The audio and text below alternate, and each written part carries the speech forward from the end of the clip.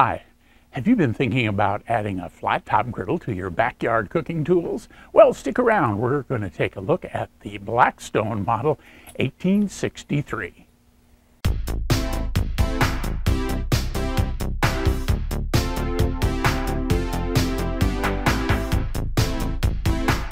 Hi, and welcome to the channel. Today we're going to look at a Blackstone Model 1863.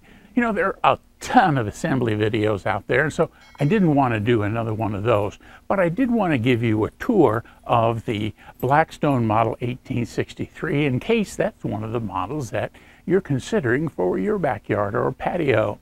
So let's begin with just a couple of comments about the assembly. First, it was pretty easy. I did almost all of the assembly myself. I've got some photos here of the assembly as I was going along, and there's just a couple of things that I want to point out. First, it starts out by assembling things upside down. So the card is upside down, so you can get the wheels on the one end using big thumb screw type nuts that will allow you to take them off if you want to try to fold up the legs and move this thing at some point in the future, as well as some screws on the shelf that's underneath.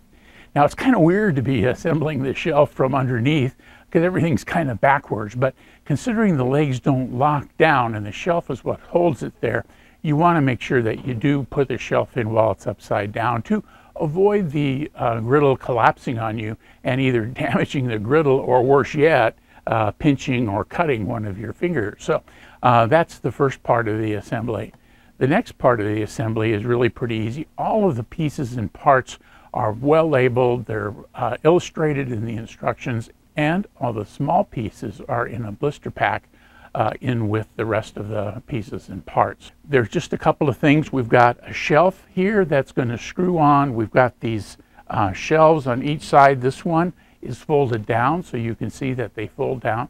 You're going to have to install the brackets for that.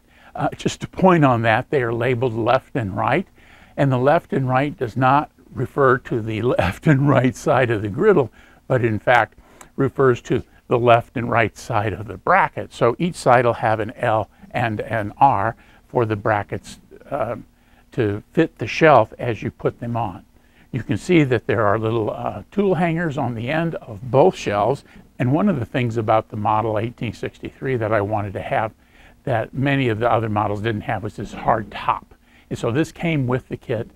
By itself, it's another, $50, $60, $100 depending on where you get it. So having it included offset a lot of the price difference between this model and the next model, smaller, which is also a very nice griddle, the 28-inch Blackstone. So enough about that. Let's take the tour. So here is the Model 1863. You can see down here as we look at the lower wheels. The wheels are put on with those thumb screws. They come separately in the package. Just slide on and screw on, so that goes pretty easily. And then there's the shelf.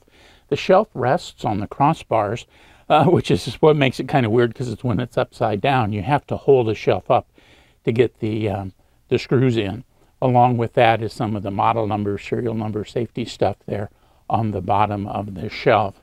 On this end of the bottom, we've got casters, and these have on and off toe switches, so you can lock the casters to keep it where you want it.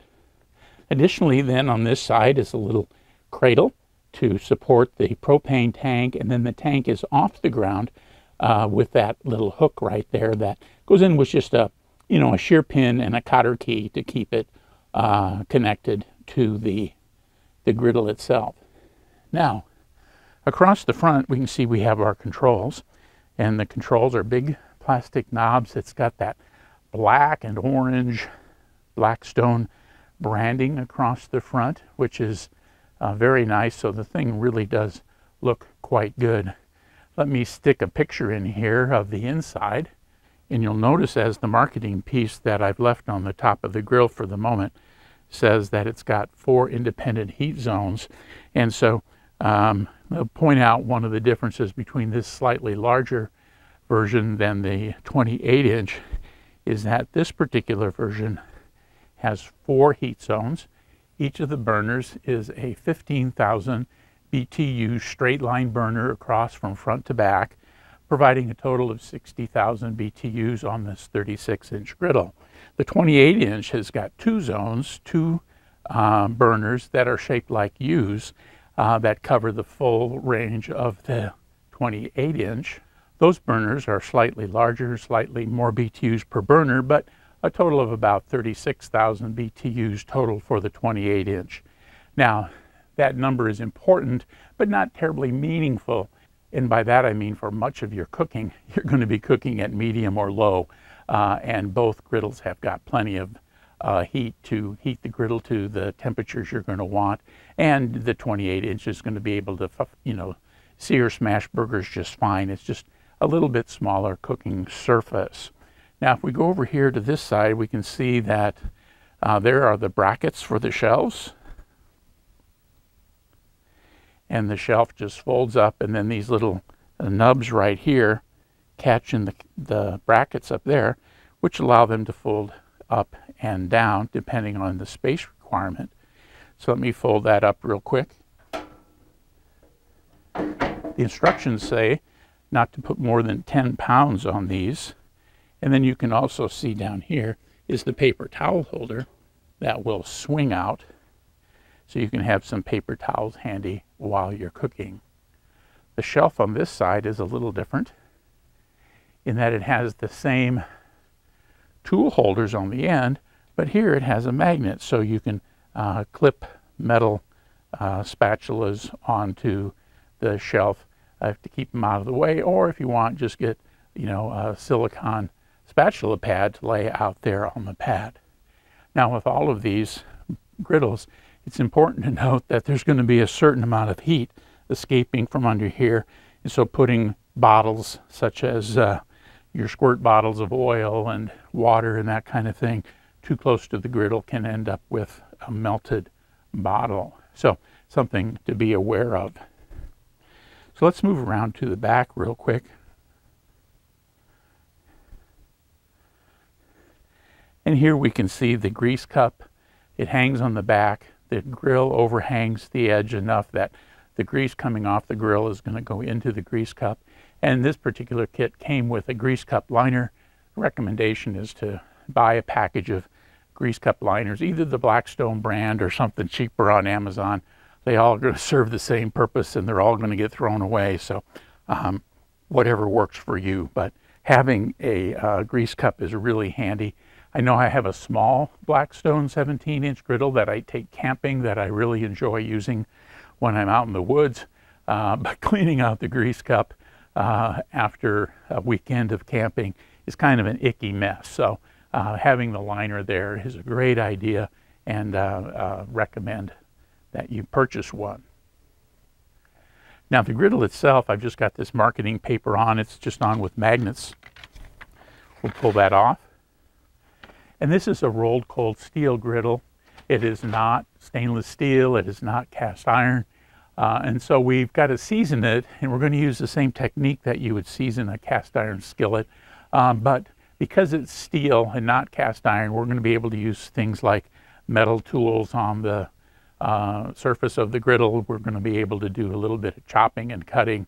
And the technique that we use of keeping the griddled oil at the end of our cooks is going to be what keeps the griddle surface seasoned. And so that's going to be important for us.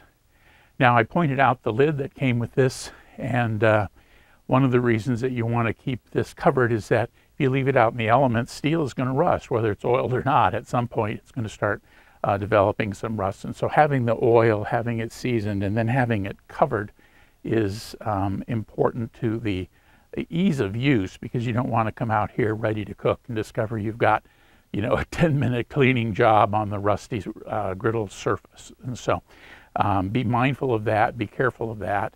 And then I also purchased the heavy nylon cover for the entire device. Here in Phoenix, we get a lot of dust storms and other wind and related kinds of things. And so besides the hard lid, I'm going to use that nylon cover, rubberized nylon cover, to cover the whole thing to keep it out of the sun and to keep it fresh and clean, so it's always ready to use when I want to use it. So that's the tour.